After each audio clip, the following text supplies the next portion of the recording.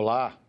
O Código de Defesa do Consumidor, com seus 119 artigos, é considerado uma das mais completas legislações do gênero no mundo, tratando das esferas civil, administrativa e penal. Nesses 27 anos desde a sua entrada em vigor, muita coisa mudou para melhor nas relações de consumo do país, mas persistem casos de desrespeito a direitos elementares. Para conversar conosco sobre como o consumidor pode e deve se defender contra os abusos, nós recebemos o advogado Paulo Roque, mestre em Direito Privado pela Universidade de Lisboa e professor do Instituto Brasiliense de Direito Público. Paulo, obrigado pela sua presença no programa. Eu que agradeço. Uma grande oportunidade de estar aqui com todos vocês da TV Senado. Agradecemos. É correto dizer que o Código de Defesa do Consumidor brasileiro é um desdobramento dos direitos assegurados pela Constituição de 88? Perfeito. É isso que está exatamente no artigo 5º, inciso 32, que diz que o Estado promoverá na forma da lei a defesa do consumidor. E você veja que está no artigo 5º dos direitos fundamentais. É das poucas constituições do mundo que, logo em 88, era a primeira do mundo a colocar o direito do consumidor como um direito fundamental. Nisso foi um avanço considerável, porque o Brasil ele tem o 6º maior mercado consumidor do mundo. Então, não é qualquer mercado consumidor. Nós temos, quando falamos em linhas telefônicas, em telefonia móvel, nós temos 300 milhões de linhas. Quando falamos em planos de saúde, nós estamos aí na casa acima dos 40 milhões, que ultrapassam, no caso, uma comparação com a Europa, Portugal, Bélgica, Luxemburgo, Holanda juntos. Quer dizer, você veja a força do mercado do consumidor no Brasil. E, evidente, o Código vem responder esse anseio de permitir um ambiente mais saudável no mercado, com equilíbrio. O Código, a partir do mandamento da Constituição de 88, o que ele busca não é propriamente dar privilégio ao consumidor, até porque é incompatível com a Constituição que diz que todos são iguais perante a lei, não posso dar privilégio. O Código busca assegurar uma equalização de direitos em situações onde há manifesta desigualdade natural, onde alguém, no caso o consumidor, não só no Brasil, mas em todo o mundo, é assim nos Estados Unidos, é assim na França, é assim na Alemanha, é assim em Portugal, ele está numa posição de desvantagem, que ele por si só, ele não tem a chamada condição de autoproteção. É o que, em outras palavras, falamos a respeito da vulnerabilidade do consumidor. Essa vulnerabilidade, se não for cuidada, faz com que ele contrate mal, seja iludido, seja enganado no mercado. E o Código vem para quê? Para, reconhecendo essa vulnerabilidade, dar um rol de direitos ao consumidor para que ele possa fazer frente numa negociação com o fornecedor, evitando uma relação desequilibrada. É esse o sentido.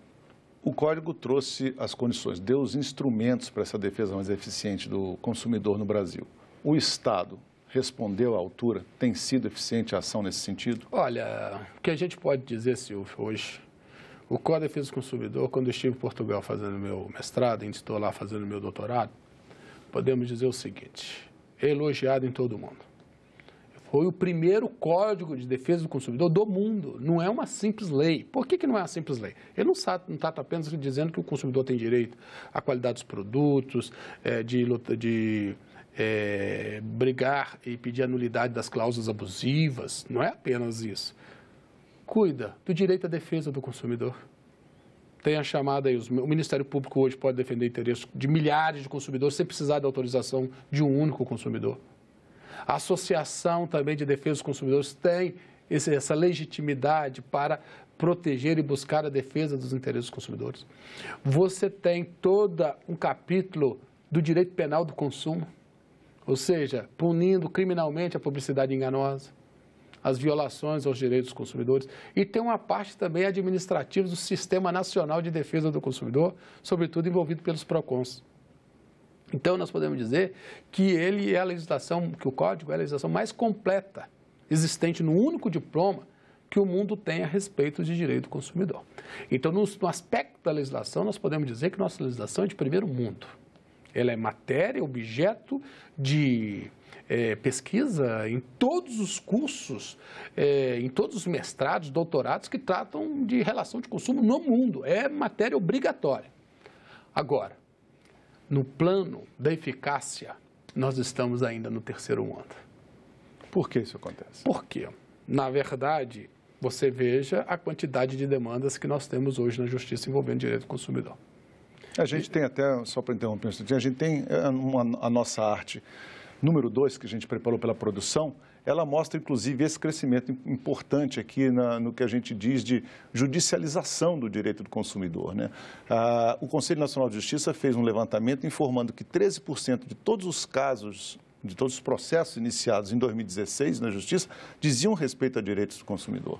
29% desses casos foram apresentados em juizados especiais, onde são pequenas causas, onde os acordos são mais fáceis, os valores são menores, né? Muitas vezes você nem precisa de advogado, né? Você tem 67% desses 13% pedindo indenização por danos morais, 39%, novamente, desses 13% são contra bancos, ou seja, o sistema financeiro muito demandado na justiça por violar direitos dos consumidores. Em segundo lugar, com 18%, o setor da telefonia e os planos de saúde também. Ou seja, esse quadro desse agravamento digamos, dos ataques ao direito do consumidor, isso é resultado de alguma ineficiência da fiscalização ou da ação do Estado? Primeiramente, Silvio, não quer dizer que todas essas ações o consumidor vai ganhar, claro. Vão ganhar. Quer dizer, na verdade, o consumidor pode aí ter derrotas, e tem derrotas, mas a estatística tem mostrado que ele tem ganho a maioria das ações. Significa, então, que alguma coisa está errada. E se você for ver, os maiores demandantes na justiça, quer dizer, o que seriam os réus em matéria de direito do consumidor, são, na sua grande maioria, os mesmos. Você vai ver no ranking do Ministério da Justiça, que é o Sistema Nacional de Defesa de Informações sobre a defesa do consumidor no Brasil inteiro, que reúne dados dos PROCONs do Brasil inteiro, que estão vinculados que estão linkados ao Ministério da Justiça. Você tem lá o ranking das maiores reclamações dos consumidores e você também tem por fornecedor. Você veja, eu costumo fazer uma brincadeira que o G4, não tem o Campeonato Brasileiro, o G4, sim. O G4 ele está ali quase sempre. Não muda bancos, os personagens. Telefonia, planos de saúde, cartões de crédito. Estão ali. Uma vez o que está em quarto lugar, depois vai para o primeiro, depois reveza com o terceiro, mas estão sempre ali. E os problemas quase sempre os mesmos também. Problemas: pagamento indevido, cobrança indevida. E isso se repetindo. O que isso mostra? Isso que eu estou falando. Na aplicação, nosso direito ainda não é de primeiro mundo. Ele é de terceiro mundo. Porque se ele fosse de primeiro mundo, você não tinha necessidade, você não veria tanto consumidor lutando para fazer valer os seus direitos. Então, nesse cenário, o que falta? O que falta é uma ação mais efetiva do Estado. Eu sou da defesa de que a intervenção do Estado não deve ser exagerada. A intervenção do Estado deve ser uma intervenção equilibrada quando haja necessidade. Em situações como essa que falamos aqui, de uma situação de desequilíbrio estrutural mesmo, onde por si só o mercado não consegue responder, e todo mundo é assim que funciona. O Estado tem que ir lá e corrigir essa distorção. Então, veja, você tem esse ranking do Ministério da Justiça, você apresenta aqui o tipo de demanda, está ali telefonia, está bancos, plano de saúde, ou seja, o que está na Justiça, 3 dos 4 estão ali. E você vai ver que está também, onde que está? Está também na instância de reclamação. Na instância de reclamação administrativa, estão nos PROCONs. Por que estão persistentes aí? Por que essas mesmas empresas continuam no G4 há anos? Isso é que chama a atenção, porque não deveriam estar. Deveriam ser punidas se permanecessem muito tempo com esse índice de reclamação elevadíssimo. E temos instrumentos legais para isso? Mas aí veja o seguinte, falta uma política pública de defesa do consumidor de uma maneira mais efetiva, com equilíbrio, sem exagero, sem colocar o consumidor contra o fornecedor, porque boa parte dos fornecedores, hoje, depois de muito tempo, entendeu, eu tenho que cumprir o código. Mas tem uma minoria que resiste bravamente ao cumprimento do código. Dentro da ideia é o seguinte: esse consumidor, amanhã eu não vou cumprir o direito dele, amanhã ele vai para a justiça, é mais uma indenização que eu tenho que pagar, eu boto isso aqui no meu custo. Infelizmente, tem fornecedor que pensa isso até hoje, dessa forma até hoje no Brasil. Então, o que faltaria aí? Faltaria o braço mais forte do Estado para fazer cumprir a lei. Veja, olha a quantidade de órgãos que nós temos quando se trata do direito do consumidor. Você tem o Sistema Nacional de Defesa do Consumidor, que tem a liderança da Secretaria Nacional de Defesa do Consumidor vinculada ao Ministério da Justiça. Você tem os PROCONs em todo o Brasil no plano municipal. Tem até PROCONs estaduais. Tem até PROCONs de Assembleias Legislativas, como é o caso de Minas Gerais. Você tem as promotorias de defesa do consumidor. Dentro do Ministério Público. Dentro do Ministério Público. Você tem ainda as chamadas delegacias de defesa do consumidor, as chamadas DECONs, que tem em todas as capitais, etc.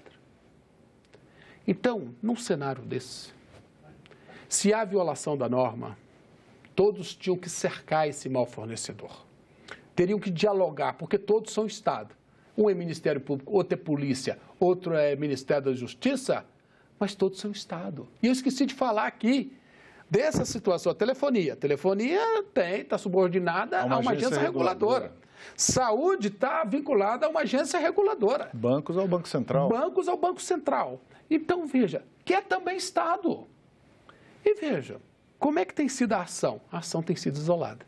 Os PROCONs fazem ação, os DECONs fazem ação, as promotorias de defesa, mas os órgãos não conversam entre si.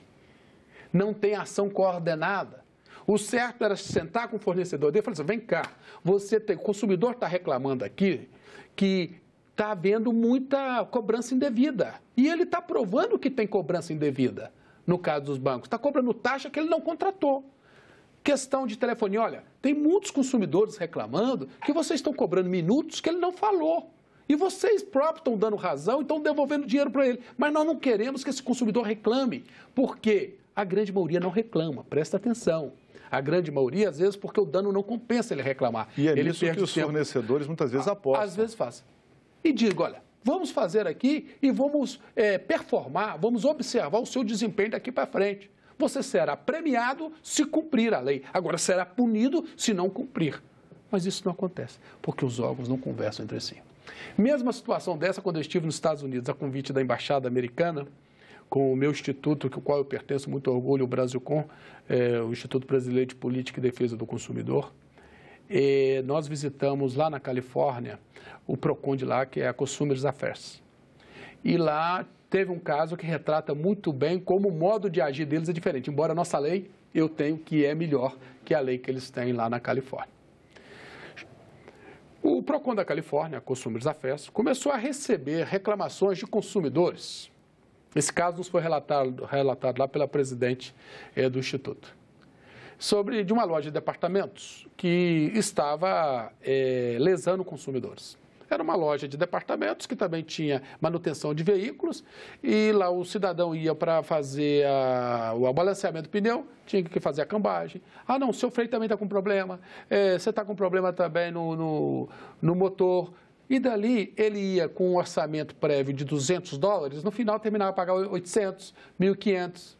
Venda casada, né? E os consumidores começaram a dizer, isso não é estranho, isso não é normal. Chegou a 5 casos, não, isso é individual. Aí depois bateu 100 casos, acendeu o alerta, 200, 1.000. Falou assim, tem alguma coisa errada. Então não é possível que todos esses consumidores estejam reclamando sem razão. Então, o PROCON da Califórnia, a Consumers Affairs, interligou-se com o xerife, que seria aqui o nosso DECON, a Delegacia de Defesa. Interligou-se também com o General Attorney, que seria o Ministério Público. Fizeram uma grande troca de informações para cercar esse mau fornecedor. E iniciar uma investigação. Um processo que seria aqui no Brasil um processo administrativo. No meio do caminho do processo, o fornecedor pediu arrego. Olha, vamos aqui acertar, pagar uma multa, porque eu não quero a continuidade desse processo. Admitiu a falha e confessou que os funcionários, os gerentes, eram, por conta das metas da empresa, eram compelidos a empurrar serviços em cima dos consumidores para bater as chamadas metas. E muitas vezes havia serviços que ele realmente não tinha contratado, que ele não precisava. Então, na época, essa empresa, essa loja de departamentos, pagou $200 milhões em favor dos cofres da Califórnia para que o processo administrativo não prosseguisse. Mas tinha uma cláusula lá, que se ela rescindisse, nesse período, a multa dobraria para 400 milhões e ela responderia o processo judicialmente. Isso no Brasil não acontece? Desestimulou, quer dizer, essa empresa não vai pensar mais em descumprir direitos do consumidor. Isso nos Estados Unidos, que é o país capitalista por excelência. Agora aqui não. É como se esse departamento, essa loja de departamento da Califórnia, fosse uma daquelas do ranking ali. Está ali, não, o máximo que eu vou fazer é mudar de posição. Há anos... Vou pagar aquela indenização individual ao consumidor, não vai me acontecer nada. E se amanhã me fixarem uma multa? Vou para a justiça suspende. Ah, fixa a multa. Sabe, de cada pouco tempo no Congresso do Brasil com que eu estive presente, teve um dado muito importante divulgado lá pelo Ministério da Justiça, de cada R$100 de multas aplicadas, sabe quantos que estavam realmente recolhidos aos cofres públicos, ao Fundo de Interesse Difuso do Ministério da Justiça? R$7. A maioria estava em discussão na Justiça. Ou seja, você criou para esse cidadão que cumprir a lei não é importante. E você expôs esse consumidor. Quando a Constituição, Silvio, o que ela diz? Ela não diz que é fundamental o direito material do consumidor. Ela não fala isso. Ela fala o que é fundamental, o direito de defesa. Por isso que nós temos, o Estado teria que proteger esse consumidor, porque individualmente, muitas vezes, a defesa dele não compensa uma ação judicial. É cara, é tempo. Então, o Estado teria que agir para criar esse ambiente de maior segurança jurídica. Mas quero advertir que não é privilégio do sistema do consumidor essa falha. Na verdade, se formos ver, é porque o Brasil não funciona. É o mesmo problema que temos na segurança pública, é o mesmo problema que temos na saúde pública. Os órgãos, eles sofrem de uma patogenia do egoísmo, da vaidade excessiva, não conversam entre si e expõem o cidadão, quando todos são Estado. Realmente, essas empresas, inclusive, que a gente estava comentando aqui, existem rankings na Agência Nacional de Saúde, existem rankings no Banco Central. Se você for procurar na internet, você vai encontrar mostrando os campeões de descumprimento dos direitos do consumidor. Mas, como você disse, não é feita uma iniciativa organizada do Estado brasileiro. Orgânica, coordenada, não existe isso. Alguns direitos aqui que são frequentemente desrespeitados, segundo a terceira arte que nós temos produzida aqui, ela vai mostrar apenas 3, são muitos, né? Mas são direitos tão elementares que vale a pena citar, né? Entrega e troca de produtos, em geral, hoje muito comum no comércio eletrônico, né? Sistemas de atendimento ao consumidor que simplesmente não funcionam, você às vezes não consegue nem falar, e bloqueio de telemarketing, que é a pessoa sendo assediada na sua casa, na sua intimidade, por ofertas comerciais que ele não deseja receber. Você, com uma estrutura, como você já descreveu, Paulo, e com uma legislação avançada... Que poucos países têm. Que poucos países têm, com uma legislação avançada que também poucos países têm, com todos esses direitos assegurados na Constituição, e o cidadão brasileiro ainda está exposto a isso todos os dias. Está exposto, quer dizer, uma exposição absolutamente perigosa. Porque não tem a lei, então não faça a lei. Não cria falsa expectativa. A lei é aprovada no parlamento, então o Estado tem que se organizar para fazer cumprir. Então, e muitas vezes, tem intervenções desnecessárias legislativas? Tem. Então, por isso que o Estado também tem que ser muito racional. Se ele vai colocar uma lei que ele sabe que não vai ser cumprida, melhor ele não apresentar essa lei. Mas uma lei como essa, importantíssima, que a sociedade precisa do seu cumprimento, o Estado tem que se aparelhar para cumprir, se profissionalizar. E muitas vezes não é só questão de dinheiro de mais gente, é uma questão de comunicação, é uma questão de interlocução. Então, se nós tivéssemos isso, podíamos dizer, sem medo de errar, que o ambiente do consumidor hoje seria melhor. Vamos aqui ao caso da telefonia, que dá muito problema, dá muito trabalho. Você tem uma agência reguladora que é a Anatel. Olha a quantidade, você viu naquele ranking anterior, a quantidade de ações de telefonia que vão hoje engarrafar o judiciário. Você tem que lembrar que aquele juiz que vai julgar essa ação de telefonia é o mesmo juiz que está julgando uma ação de uma empresa que precisa daquela ação para sobreviver, para manter um índice de emprego de 10, 15, 20 milhões de reais. Está ocupando esse juiz numa questão que administrativamente podia ser resolvida. Mas a empresa não resolve e empurra o consumidor para a justiça. Porque ela sabe que ali demora o tempo, o prejuízo é pequeno. E aí o seguinte, por que não estabelecer, a Anatel não impor a essas empresas? São empresas concessionárias, agem por delegação do poder público. Por que não impõe a essas empresas a obrigação de dar um tratamento? Você viu o saque aqui, não funciona. Aqui, saque não funciona. Então, quer dizer, porque quem está no saque, o atendente, ele tem pouco grau de autonomia, ele tem pouca autonomia, então ele não vai resolver. Então, dizer o seguinte, olha, qualquer problema, primeiro tem que passar pela mediação dentro de uma empresa de telefonia. Se é plano de saúde, dentro de uma empresa de plano de saúde. Não resolveu aqui, você vai para a justiça. Mas que tem que ter uma estrutura que realmente é para resolver, não para vencer o consumidor pelo cansaço. Vejo que as agências reguladoras poderiam fazer isso, porque entre os objetivos da agência reguladora, está na lei das agências reguladoras, não é só proteger o interesse da empresa, é sobretudo proteger o interesse do destinatário do serviço prestado pela empresa, que somos todos nós os consumidores. E evitar que o Estado consuma dinheiro com essas ações, quando poderia ser resolvido administrativamente. Não tem isso. Você não vê isso na Anatel. Você não vê isso em relação à ANS. Você não vê isso em relação à ANEEL. Então, o resultado são ações fragmentadas e que produzem essa sensação que, infelizmente, não deveria produzir no cidadão, já que temos uma lei elogiada em todo o mundo. Paulo Roque, muito obrigado pela sua presença aqui no programa Cidadania. Eu que agradeço essa oportunidade de estar debatendo aqui no Parlamento, né, onde é a casa onde são pensadas grandes soluções para o país, as soluções legislativas, situações de uma lei como essa, que é elogiada em todo o mundo e que enfrenta sérios desafios. Muito obrigado. Você pode rever esse ou qualquer um de nossos programas. Acesse senado.leg.br/TV.